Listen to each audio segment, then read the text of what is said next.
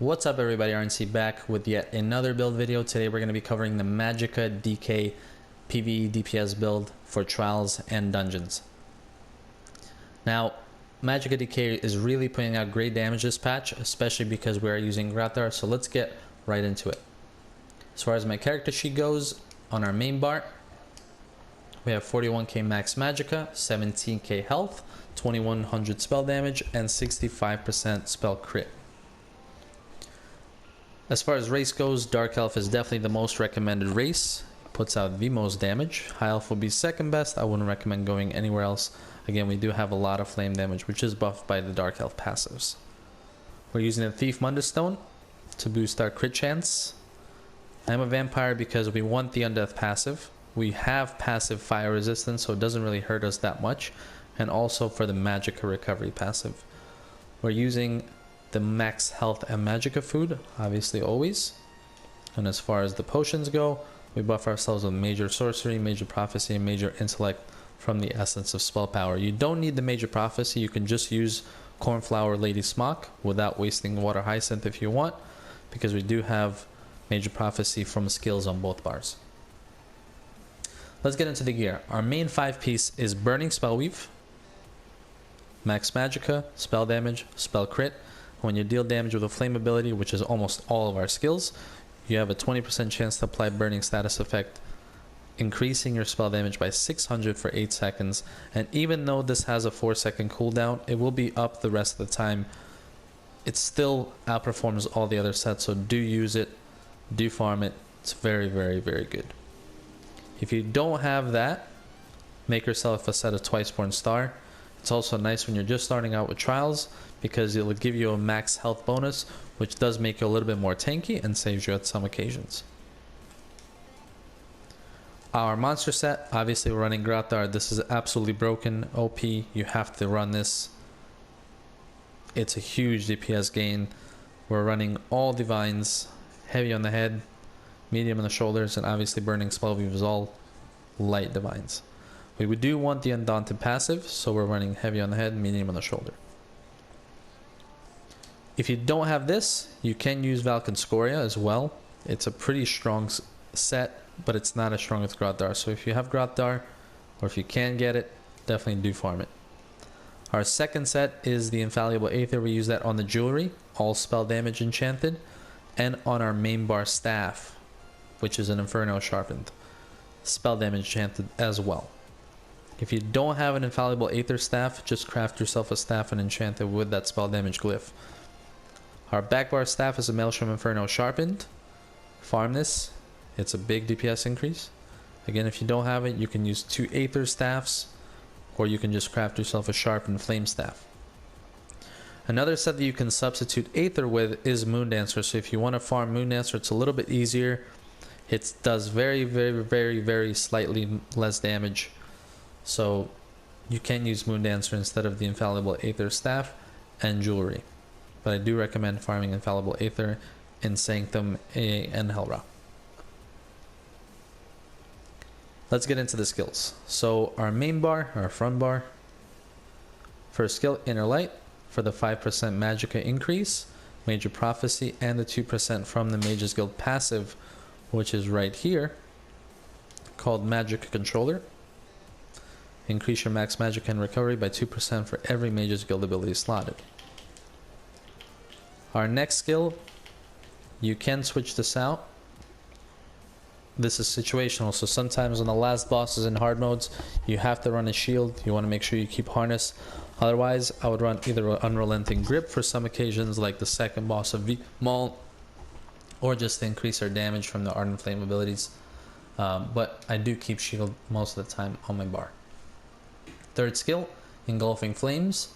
This not only increases your damage and is a nice AoE dot, but also increases the damage of everybody else in the group who uses flame abilities. So all the blockades that your group uses, all your flame staff attacks that your group uses, this is buffed by this skill. So you're not only increasing your own DPS, but the groups as well, which is why Magicka DKs are so important in every single trial. Fourth skill, Burning Embers, nice single target dot, keep it up especially on boss fights. Our main spammable is the Molten Whip. I've seen it crit for over 30k easily, when the standard almost 40k, so obviously it's an OP skill. And lastly, a shooting star mainly. This is for the passives, again, the 2% max magic and the max recovery. You can use this in shorter bursty fights or mobile fights, but I do recommend the opposite, which is our standard might we'll go over in a second. Our back bar is Eruption, nice AoE ground dot.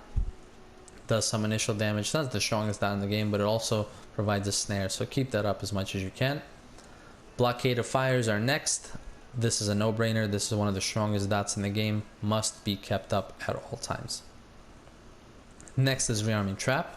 Now physical damage we don't have a lot of, but we do have a lot of crit, and Minor Force, which is right in the middle of your screen, increases your crit damage by 12%, so we want to keep this up to boost all of our other DPS abilities.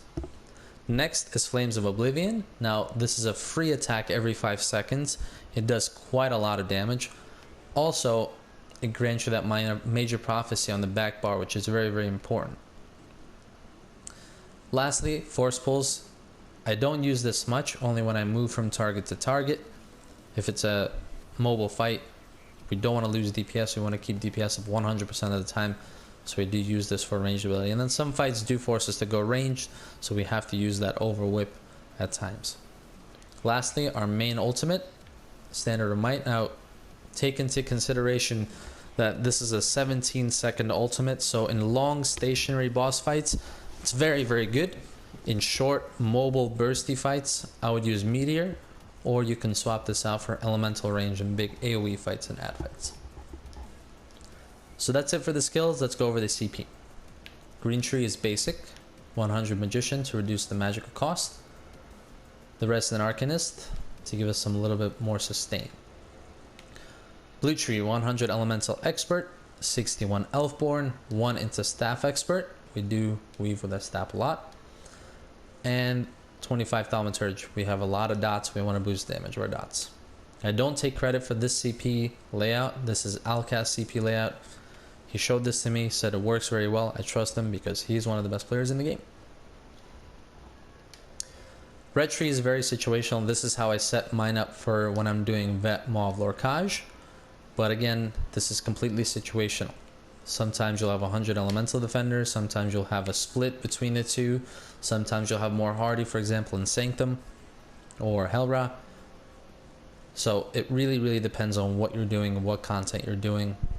So it's up to you. Very situational.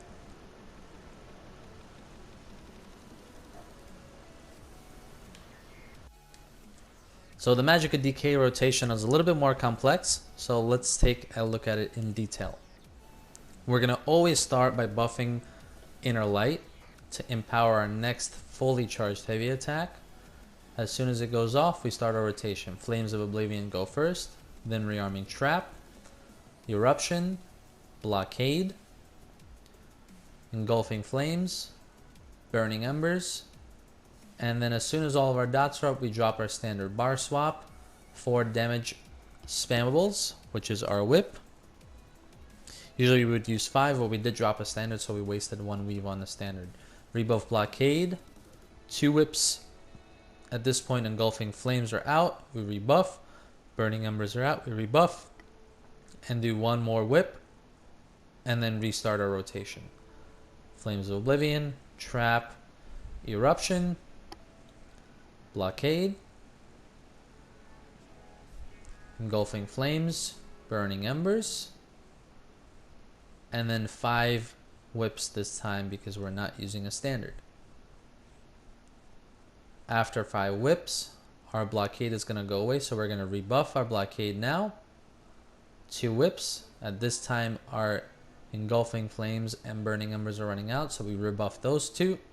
And then do 1 whip, and then as soon as you see your Flames of Oblivion run out, you recast. That means Trap is down, recast, Eruption, and there's the restart. Now again, there are a lot of steps for the Magicka DK, and some of the skills are swappable. So for example, as I said, Harness Magicka can be swapped out. If you're going to swap out anything else, you can swap out Trap. It's not the biggest DPS increase, You can also swap out Force Pulse if you don't need it. For fights such as the second boss of Vet Maw, you need Deep Breath. I would swap out Trap for that.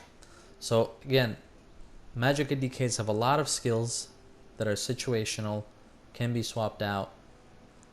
But this is the basic and the best rotation I've been able to use on a Magicka DK on single target fights. Now keep in mind, this is not by far the best rotation. Reason being is because we do overlap our Engulfing Flames and Burning Embers by 1.5 seconds. But trying out different rotations, it would almost be a DPS loss because it's almost impossible to keep a 4-page long rotation in a super hard boss fight. So this rotation is as simple as I can get it. It works really well, does a lot of damage. This blood spawn time was about 27 or 26 seconds. Blood spawn is again not the best way to show DPS, but I've beaten hard mode with this character in Vet Maw, so the rotation, the build definitely does work.